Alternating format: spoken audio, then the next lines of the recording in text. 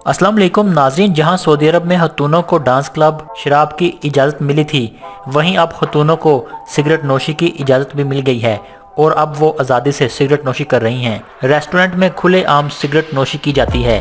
20वीं सदी की यूरोपीय ख़वातीन की तरह सऊदी ख़वातीन में इस्लाहतों के नतीजे में मिलने वाली रायतों के बाद ख़ास तौर पर खुले आम सिगरेट नोशी शुरू कर दी है। कई ख़वातीन सिगरेट के साथ साथ शीशे का भी लुत्फ। यूरोप में सिगरेट नोशी को इंसानी आज़ादी की अलामत के तौर पर लिया गया था। तफसीलात के मुताबिक सऊदी अरब में वली अहद शहजादा मोहम्मद बिन सलमान के इस्लाहाती अमल से ख़वातीन सबसे ज़्यादा खुश हैं। ख़वातीन ने इस आज़ादी के नतीजे में खुले आम सिगरेट नोशी का लुत्फ भी लेना शुरू कर दिया। सऊदी खतून रीमा को खुले आम सिगरेट नोशी करने पर बेपनाह शोहरत मिली।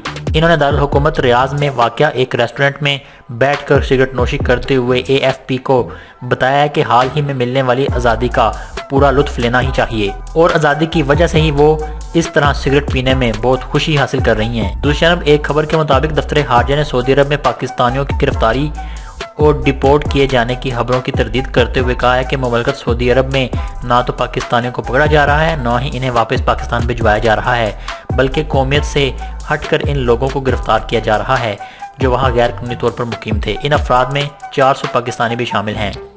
दी न्यूज़ के मुताबिक वजारत खारजा ने कहा है कि सऊदी अरब में मुकीम पाकिस्तानी सोशल मीडिया पर चलने वाली अफवाहों पर कान न धरें और पुरसकून रहें। इस हवाले से वजारत खारजा जद्दा में कौंसलेट जनरल से मसलसल राब्ते में भी हैं, जिसने बताया कि मामूल के मुताबिक गैर कानूनी तौर पर मुकीम अफराद के खिलाफ कार्रवाई हुई।